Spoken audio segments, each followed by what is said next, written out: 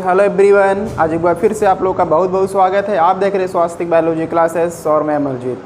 और मैं आपको बता दूं कि आज हम बहुत ही स्पेशल टॉपिक यानी वंशागत के गुणसूत्रीवाद के बारे में पढ़ने वाले हैं। यानी आज आप इस वीडियो के माध्यम से पढ़ेंगे क्रोमोसोमल थ्योरी ऑफ इनहेरिटेंस। क्योंकि गाइस अभी तक हमने जो है मेंडलवाद के बारे में पढ़ा है, मेंडल के नियमों के बारे में जाना है, लेकिन आज आप जो है वंशागत के गुणसूत्रीवाद यानी क्रोमोसोमल थ्योरी के बारे में पढ़ेंगे।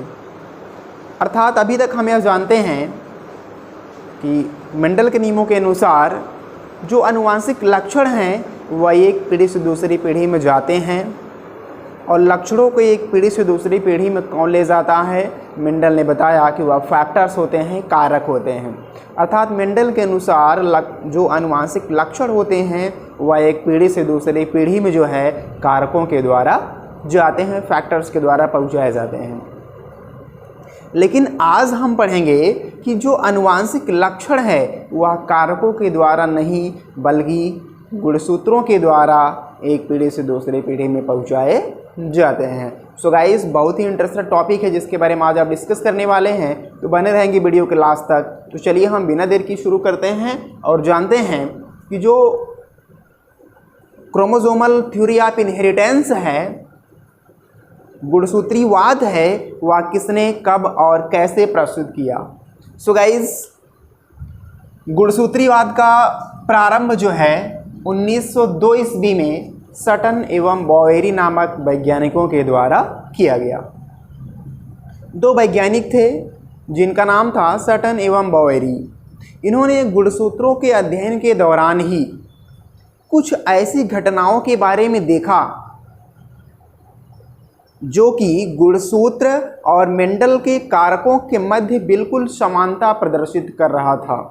क्योंकि जिस समय मेंडलवाद का प्रतिपादन किया गया था, जिस समय मेंडल ने अपने नियमों को बताया था, मेंडल ने अपने प्रयोगों को किया था, उस समय कोशिका की संरचना एवं केंद्रक की संरचना तथा उसके अंदर पाए जाने वाली संरचना यानी गुणसूत्रों के बारे में कोई भी पता नहीं चला था। सो गाइस बाद में जो है कुछ वैज्ञानिकों ने, जिसमें से सटन एवं बॉवेरी ने स्पेशली गुणसूत्रों के बारे में जानकारी प्राप्त करते करते समजात गुणसूत्रों एवं मेंडल के कारकों के मध्य युग्मक जनन के दौरान, युग्मक निर्माण के समय जो कारक होते हैं, जो समजात गुणसूत्र होते हैं, इन्होंने इसमें देखा कि दोनों एक समान जो है पृथक होते हैं।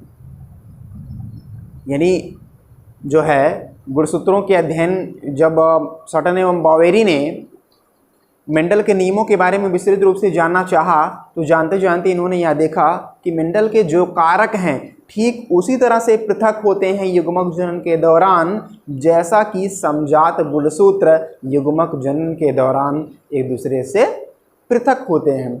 और पुनः जो है युग्मनज निर्माण यानी जाइगोट फॉर्मेशन यानी निषेचन के समय जो है यह एक दूसरे के साथ जुड़ करके अपने अस्तित्व को बनाए रखते हैं। सो गाइस इन्हीं धारणाओं की वजह से वैज्ञानिकों में इस धारणा का निर्माण हुआ कि जो मेंडल के कारक हैं वह वास्तव में गुणसूत्र हैं। अर्थात मेंडल के जो कारक हैं वह गुणसूत्रों के ऊपर ही आश्रित होते हैं। अर्थात गुणसूत्रों के द्वारा ही जो आनुवंशिक लक्षण हैं वह एक पीढ़ी से दूसरी पीढ़ी में पहुंचाए जाते हैं। तो इन्हीं प्रयोगों के आधार पर, इन्हीं लक्षणों के आधार पर सन 1902 में सटन एवं बॉवेरी ने वंशागत के गुणसूत्रीवाद यानी क्रोमोसोमल थ्योरी ऑफ इनहेरिटेंस को प्रतिपादित किया। Is that clear guys? तो वंशागत के गुणसूत्रीवाद का प्रारंभ कब हुआ? सटन एवं बॉवेरी के द्वारा 1902 ईस्वी में वंशागत के गुणसूत्रीवाद का प्रतिपादन किया गया।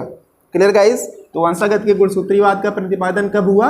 1902 ईस्वी में। किनके द्वारा? सटन एवं बॉवेरी के द्वारा। कब किए इन्होंने मेंडल के नियमों के बारे में जानते जानते यह देखा कि जो कारक हैं, जो मेंडल जो लक्षण हैं वह समजात गुणसूत्रों के जैसे ही पृथक्करण होते हैं, युग्मकों में जाते हैं, जिसके आधार पर इन्होंने सन 1902 में जो है गुणसूत्रीवाद का प्रतिपादन किया, जिसको हम क्रोमोसोमल थ्योरी या इनहेरिटेंस के नाम से जानते हैं। Is that clear guys? तो गुणसूत्रीवाद को पढ़ने से पहले मैं आपको बता देता हूं थोड़ा सा गुणसूत्रों के बारे में, क्योंकि पूरा जेनेटिक्स जो है ज़्यादातर गुणसूत्रों पर आधारित है, तो इसकी वजह से आपको गुणसूत्रों को जानना चाहिए। गुणसूत्रों को जानना बहुत ही आवश्यक है गुणसूत्रीवाद को पढ़ने से पहले। तो आइए हम थोड़ा सा गुणसूत्रों के बारे में जान लेते हैं। गुणसूत्र क्या है, कहाँ पाए जाते हैं और कैसे होते हैं, इनका क्या कार्य होता है, कितने प्रकार के होते हैं, ताकि आप क्रोमोसोमवाद को बहुत ही सरल ढंग से विस्तृत रूप से जान सकें। तो आइए हम बताते हैं गुणसूत्र क्या है, अर्थात गुणसूत्र कहाँ पाए जाते हैं। सो गाइस, जो गुणसूत्र है, गुणसूत्र जो है कोशिका के केंद्रक में क्रोमैटिन धागे के रूप में पाए जाने वाली संरचनाएं होती हैं। अर्थात गुणसूत्र प्रत्येक जीव की कोशिका के केंद्रक के अंदर क्रोमैटिन धागे के रूप में पाए जाने वाली संरचना होती है, जिसकी खोज 1875 में स्ट्रासबर्गर नामक वैज्ञानिक ने की थी। तो गाइस, गुणसूत्र की खोज किसने की? 1875 ईस्वी में स्ट्रासबर्गर ने की। कहाँ से की?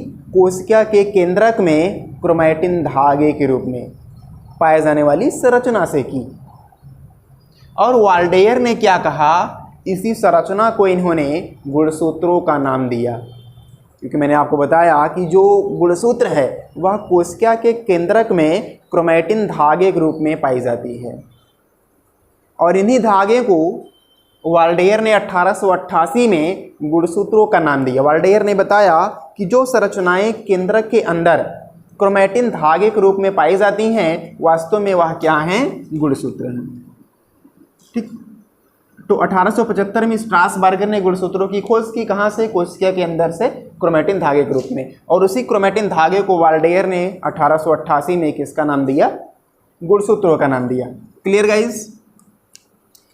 और जो गुणसूत्र होते हैं, मैं आपको बता दूं गुणसूत्रों का निर्माण कैसे होता है, गुणसूत्र बने किससे होते हैं। सो गाइस, गुणसूत्र न्यूक्लियोप्रोटीन से बने होते हैं, यानी न्यूक्लिक एसिड प्लस प्रोटीन से बने होते हैं। न्यूक्लिक एसिड के रूप में गुणसूत्रों में जो है डीएनए तथा आरएनए पाया जाता है, और कुछ जो है न्यूक्लियोप्रोटीन पाई जाती हैं। Clear guys? तो गुणसूत्र किससे बने होते हैं? न्यूक्लियोप्रोटीन के बने होते हैं। तो गुणसूत्रों का निर्माण जो है न्यूक्लियोप्रोटीन से होता है। न्यूक्लियोप्रोटीन इसको किस कहा गया है? क्योंकि यह न्यूक्लिक एसिड प्लस प्रोटीन से मिलकर के बने होते हैं। इनकी उपस्थिति गाइस कहाँ होती है? ये जो है मैंने आपको बताया कि केंद्रक के अंदर क्रोमैटिन धागे के रूप में पाए जाते हैं। तो गुणसूत्रों की उपस्थिति कहाँ होती है? केंद्रक के अंदर होती है। और किस रूप में पाए जाते हैं? क्रोमैटिन धागे के रूप में पाए जाते हैं। Clear guys? अब आती है गुणसूत्रों के प्रकार की बात, कि गुणसूत्र जो है जीव में कितने प्रकार के पाए जाते हैं। तो गुणसूत्र जो है प्रायः 2 तरह के होते हैं, जिसमें मनुष्यों में जो है टोटल जो है 46 गुणसूत्र पाए जाते हैं, जिसमें कि 2 टाइप्स के क्रोमोसोम्स जो है प्रेजेंट होते हैं। पहला जो गुणसूत्र है इसको हम कहते हैं समजात या अलिंग या दैहिक गुणसूत्र। यानी गुणसूत्र प्राय 2 तरह के होते हैं, जिसको हम समजात गुणसूत्र और लिंग गुणसूत्र के नाम से जानते हैं। समजात गुणसूत्र और लिंग गुणसूत्र के 2 प्रकार होते हैं गुणसूत्रों में। पहला आपका है समजात गुणसूत्र या अलिंग गुणसूत्र, दूसरा आपका है लिंग गुणसूत्र यानी सेक्स क्रोमोसोम और होमोलॉगस क्रोमोसोम। सो गाइज, अगर आप स्पेशली ह्यूमन की बात करें तो स्पेशली ह्यूमन में टोटल नंबर ऑफ क्रोमोसोम्स होता है 46, और 46 में जो है 44 जो क्रोमोसोम्स होते हैं उसको आप समजात गुणसूत्र कहते हैं। तो ह्यूमन में समजात गुणसूत्रों की संख्या कितनी होती है? 44 होती है, यानी 44 गुणसूत्र मनुष्य में ऐसे होते हैं जो कि नर और मादा में बिल्कुल एक दूसरे के समान होते हैं, इसीलिए इसको हम समजात गुणसूत्र के नाम से जानते हैं। दूसरा जो आपका है लिंग गुणसूत्र, इसको हम सेक्स क्रोमोसोम के नाम से जानते हैं। इसकी संख्या जो है मनुष्यों में प्रायः 2 होती है, यानी 44, 45, 46। तो इस तरह से मनुष्य में कुल मिलाकर के 46 गुणसूत्र होते हैं, जिसमें से 44 जो है समजात गुणसूत्र और 2 जो है लिंग गुणसूत्र के नाम से जाने जाते हैं। 44 जो समजात गुणसूत्र होते हैं, समजात गुणसूत्र ऐसे गुणसूत्र होते हैं जिनका लिंग निर्धारण में, जनन के दौरान लिंग निर्धारण में कोई भी योगदान नहीं होता है।